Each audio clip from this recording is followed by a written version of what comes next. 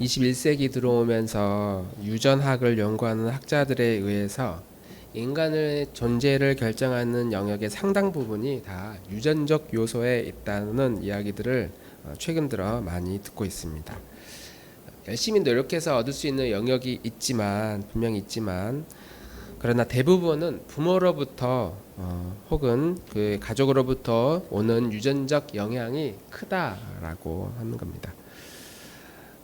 지적 능력은 뭐 말할 것도 없고 성품이나 건강이나 외모, 심지어 피부 색깔도 대부분 부모의 유전적 영향이라는 거예요. 우리 인간 안에 세포가 있고 그 세포 안에 그 핵이 있고 그 핵에 뭐 염색체가 있고 이런 이야기 들어보셨죠? 그 염색체가 DNA인데 그 DNA 안에 DNA가 그 뭐 게놈이라고 해서 그 유전자의 지도가 쫙 있다.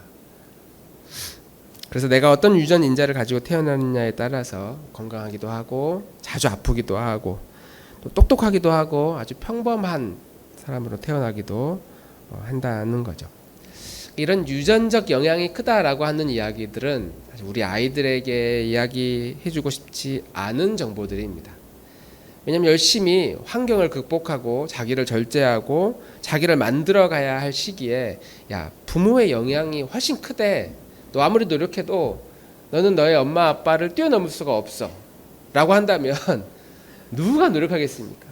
피아노를 열심히 치고 있는데 야 엄마 아빠 피아노 친 사람이 없는데 너 열심히 해가야 너 뭐 무슨 프로가 되겠느냐. 그러면 의욕을 떨어뜨리는 이야기죠. 한나자매 부모님이 가족 중에 음악하는 친구가 가족이 있나요? 없어요? 진짜 개척자예요, 개척자. 네. 그러니까 아이들 때 제일 듣기 싫은 소리가 야 너는 엄마 닮아서 그래, 넌 아빠 닮아서 그래. 네, 이런 거. 좋은 거는 좋겠죠. 좋은 유전 인자는 야 엄마가 법대야. 내 조금만 공부하면은 막 반은 전교에서 1등해. 나 엄마 닮아서 너 공부 잘하나 보다. 그러면 그런가 보다라고 할 거 아니에요. 좋은 인자라고 우리 생각하니까. 근데 그렇지 않은 경우는 누구를 닮았다 하는 것이 아이들에게는 자녀들에게는 큰 상처를 주는 이야기이기도 합니다. 그런데 이제 궁금한 건 하나님은 왜 이렇게 만드셨을까요? 세상을. 왜 이렇게 유전 인자를 만들어 가지고 태어날 때부터 불공평하게 세상을 만들었을까? 아니, 태어난 아이들이 유전 인자가 없어. 그래서 다 백지부터 시작해. 그래서 노력한 만큼 서울대를 가기도 하고 지방을 가기도 하고 좀 열심히 잘 먹고 운동하고 그러면 외모가 아주 반듯해지고 그냥 막 몸을 함부로 쓰면 외모도 막 망가지고 딱 이렇게 두드러지게 하면 뭔가 좀 공평하다고 생각할 텐데 왜 노력한 만큼 대가를 얻으니까. 근데 누구는 별로 관리를 안 해도 키 크고 외모가 아주 잘생겼고 누구는 아무리 바르고 꾸미고 해도 외모나 이 등치가 막 자유롭고 그러면은 야 이건 진짜 어떻게 너무 불공평한 세상 아니냐. 근데 이건 하나님이 이렇게 설계하신 거잖아요. 이 세상을 지으실 때 하나님이 우리 인간이 이렇게 살아가도록 지금 설계하신 거란 말이죠. 왜 하나님은 이렇게 설계를 하셔서 태어나는 순간부터 뭔가 불공평하게 그 출발점이 다르게 우리 인간들이 살아가도록 그렇게 하셨을까라고 하는 겁니다. 우리 장로교죠. 저희 교회는 장로교입니다. 장로교가 다른 교단과 가장 다른 큰 특징 중에 하나는 뭐 여러 가지 요소가 있지만 하나님이 인간을 구원하실 때에 즉 우리가 하나님을 믿어서 구원받는다라고 알지만 장로교의 교리는 우리가 믿어서 하나님을 믿는 게 아니라 하나님이 우리를 부르셔서 내가 믿게 되었다. 이게 이제 우리 장로교의 가르침입니다. 처음에는 이제 우리의 의지로 믿죠. 교회 오고 친구 따라오고 엄마 손잡고 교회 와서 설교를 듣고 복음을 듣다 보니 나도 기독교인으로 살아야 되겠구나. 기독교 안에 이 진리가 있구나. 이런 생각을 가지고 교회를 다니다가 그래서 내가 믿는 것처럼 느꼈는데 기독교 신앙 안으로 다가가면 갈수록 그게 아니라 이미 오래전부터 하나님이 나를 부르기 위해서 계획하고 있었다. 하나님의 구원에 대한 계획이 있구나. 하나님 작정을 이미 하셨구나. 그래서 내가 믿어서 구원을 받았느냐, 아니면 하나님의 복음을 하나님이 우리를 구원시켜 주신 것이냐, 구원을 선물로 주신 것이냐, 이제 이 차이가 장로교냐 장로교가 아니냐의 이런 차이가 약간 있긴 있습니다. 하나님이 인간을 구원하실 때 구원하기로 작정한 모든 자들은 다 구원을 받게 된다라고 하는 것이 장로교의 대표적인 가르침이고, 하나님이 주신 이 복음을 내가 받아들이고 믿어서 그래서 구원을 얻게 된다라고 하는 이 가르침은 이제 좀 반대 진영의, 우리가 알미니언주의라고 하는데 그 감리교는 약간 이렇게 가르치는 편입니다. 우리 주변에 이제 어느 교회, 감리교회 이렇게 있으면 우리가 믿어서 구원을 받게 되었다. 그래서 모든 사람이 다 믿으면 다 구원을 받는다라고 하는 가르침이고, 우리 장로교는 우리가 믿어서 구원을 받는 것처럼 보여지지만 자세히 보면 이미 하나님의 계획과 구원의 계획과 작정이 있다.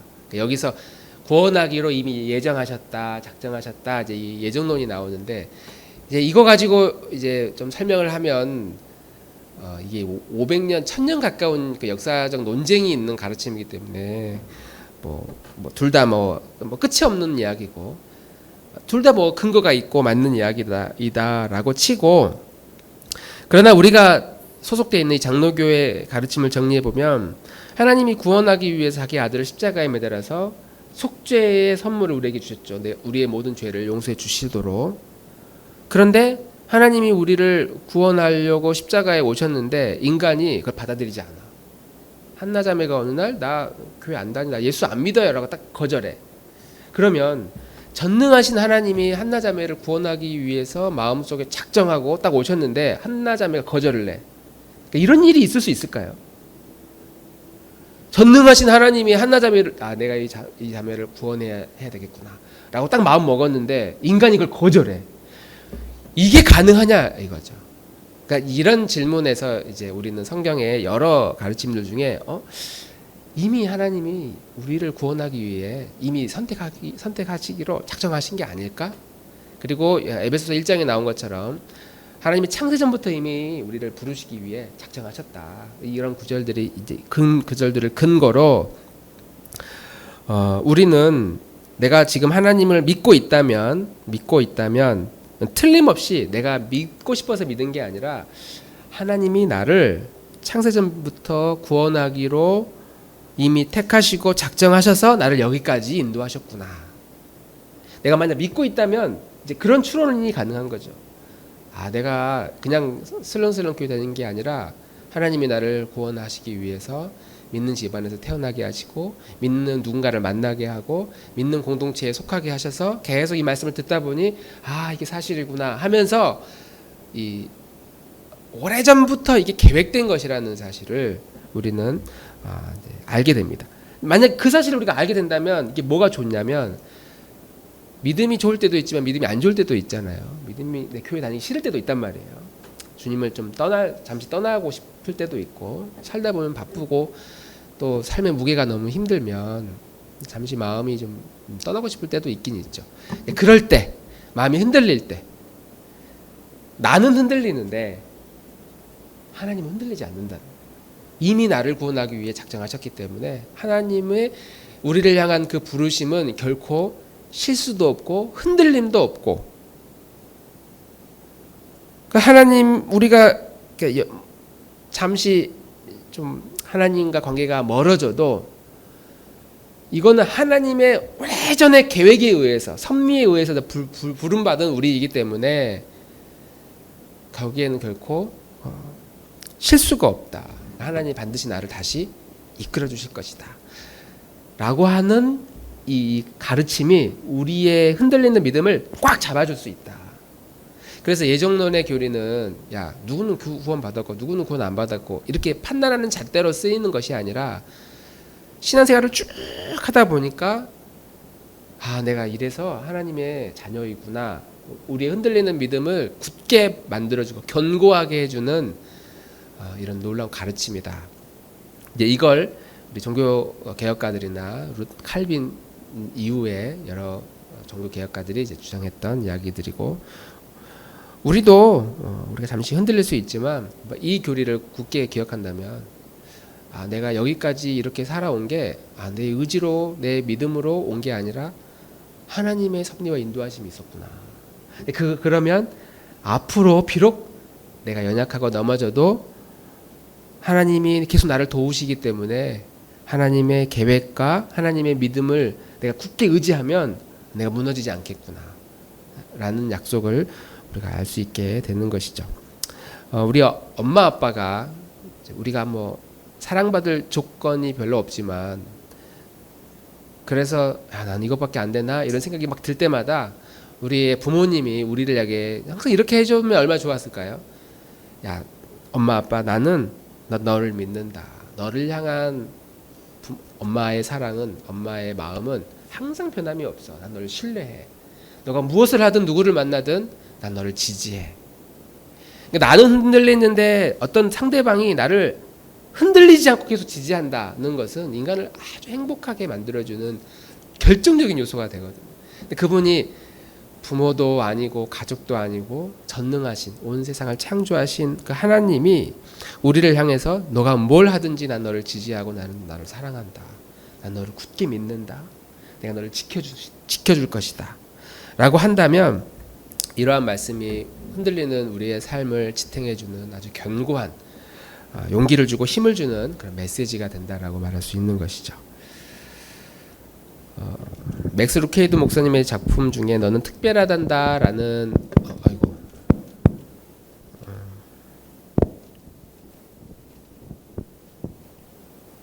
넌 특별하단다라고 하는 그 동화책이 있습니다. 알까요? 들어본 적 있어요? 몰라요? 윤집사님 들어본 적 있으실까요? 들어본 적 들어본 것 같긴 하죠. 되게 유명한, 아주 기독교계에서는 또 베스트셀러 책입니다. 이제 스토리는 이거예요. 이제 나무 인형들이 있어요. 나무 인형들이 이제 마을에서 살아가요, 서로. 이제 그건 나무 인형 누가 만들었겠죠. 근데 이 나무 인형들이 살고 있는 이 마을에 인형들은 서로 뭘 하냐면, 상대방이 뭔가 잘하고 칭찬받을 일이 있으면 별표 스티커를 딱 붙여줘요. 그리고 만약에 얘가 못하는 일을 했다, 잘못을 했다, 그럼 검은색 스티커를 딱 붙여줘요. 그러니까 잘하는 그 별 스티커를 받기 위해서 누군가는 막 열심히 좋은 일을 많이 하고, 누군가는 잘하려고 해도 뭔가 잘 안 되거나, 그래서 그럴 때마다 몸에 이제 검은색 스티커들이 계속 붙어 나가는 거죠. 시간이 흐를수록 어떻게 되겠어요? 덕지덕지 온몸에 막 검은 스티커가 붙어 있는 친구도 있을 것이고, 별 스티커가 막 덕지덕지 붙어 있을 것이고, 별 스티커가 붙어 있는 친구들은 뭔가 이렇게 좀 이렇게 우쭐해 할 것이고, 검은색 스티커가 가득 붙어 있는 이 친구들은 뭔가 좀 주눅이 들어 있을 거라는 말이죠.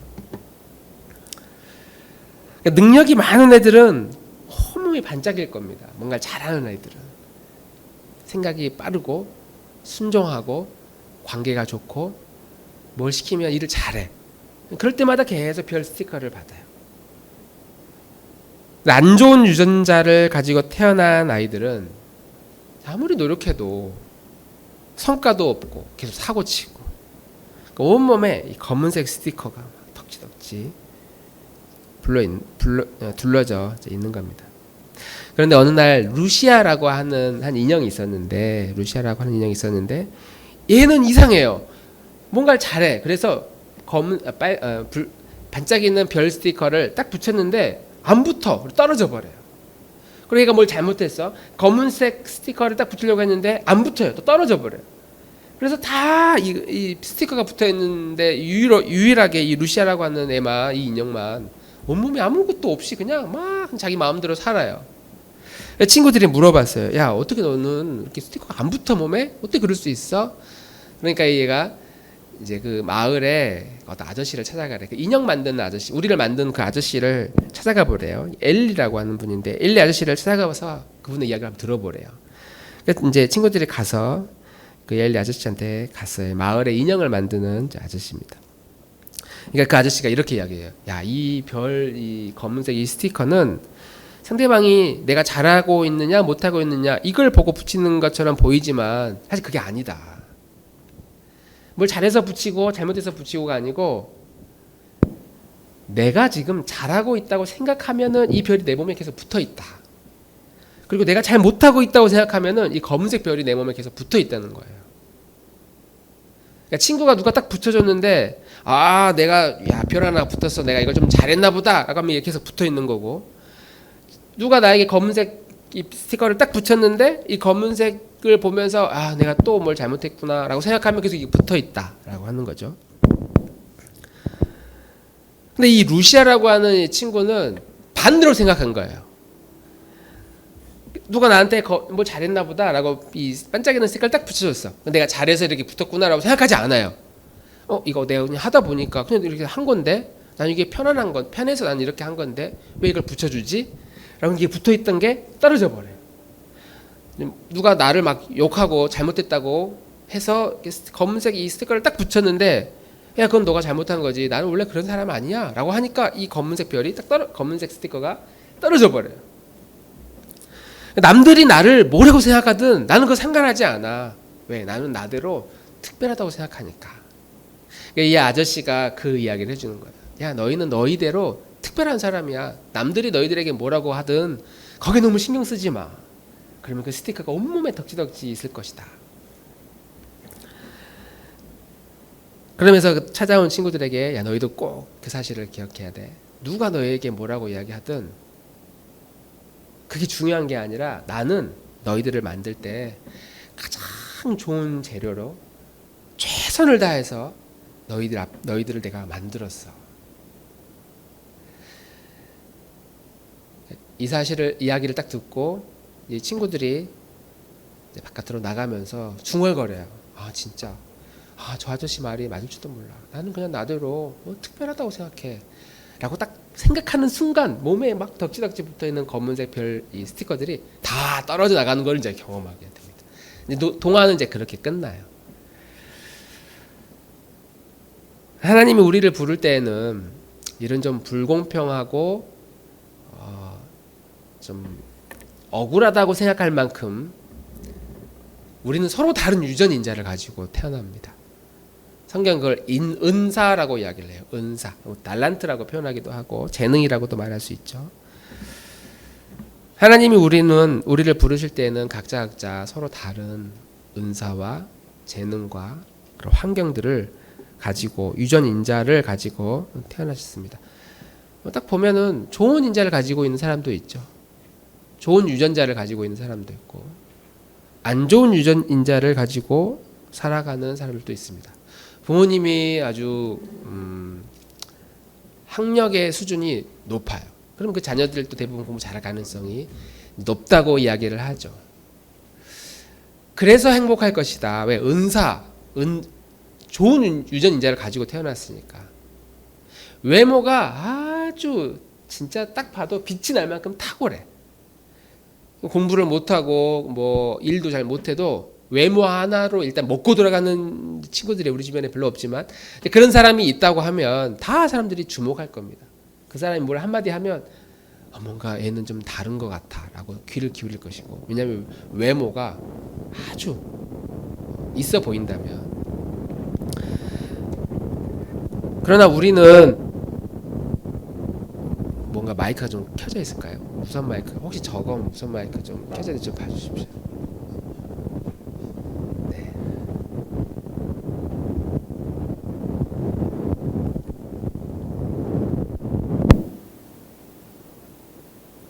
네, 네. 근데 우리는 어디까지 이야기했죠? 네, 어디까지? 통계적으로 꼭 그렇게 많은 은사와 좋은 유전자를 가졌다고 해서 사람이 행복한 건 아니다는 사실을 조금씩 이제 밝혀지고 있고, 또 그러한 여러 그런 정보들을 우리는 이제 접하게 됩니다.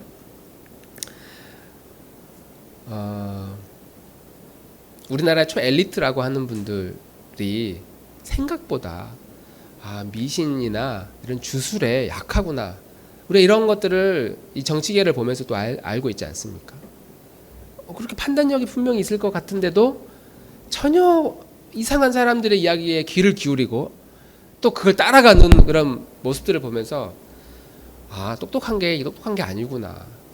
건강하다고 해서 육체가 건강하다고 해서 그 사람의 마음도 건강한 것이 아니구나.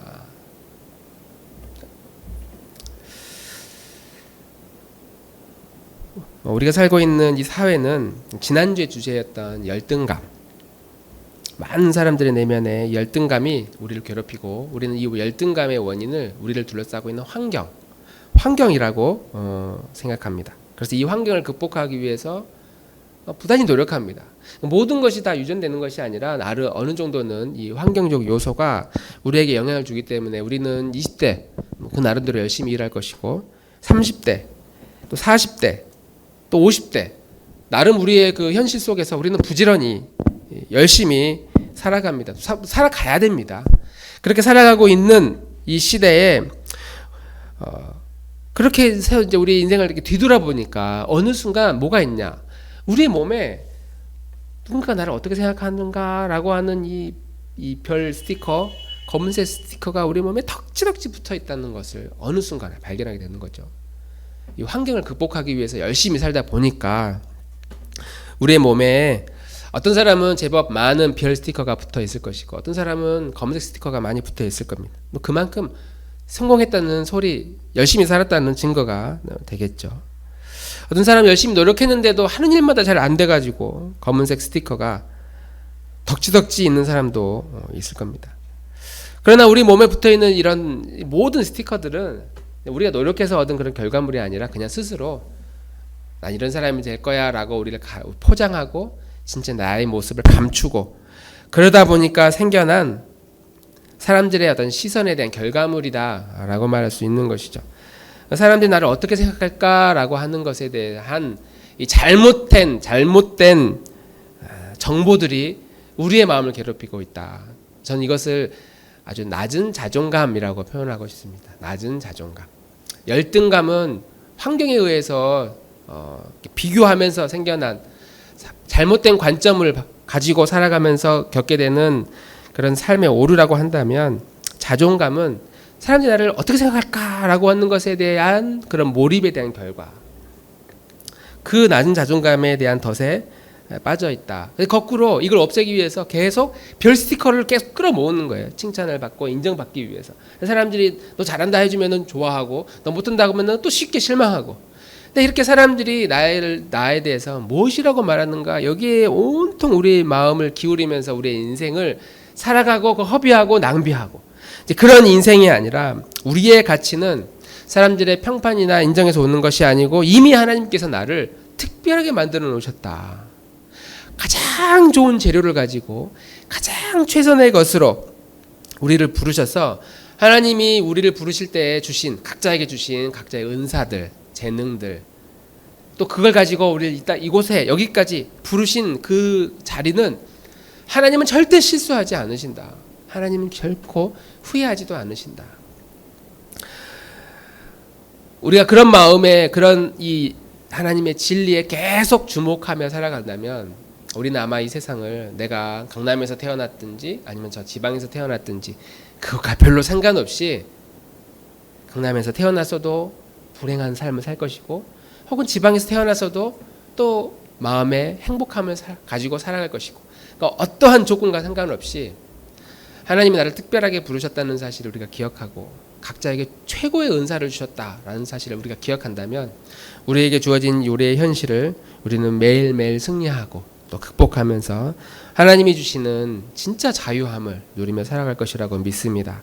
우리가 이러한 풍성한 삶을 누리기 위해서 이 나들목 공동체가 또 우리 각자의 삶이 이 한 주간에도 그런 복된 하나님의 섭리를 누리기를 주님 이름으로 축복합니다. 우리 함께 찬양하고 같이 기도하면 좋겠습니다. 우리 아까 불렀던 찬양 하나님의 부르심에는 후회하시며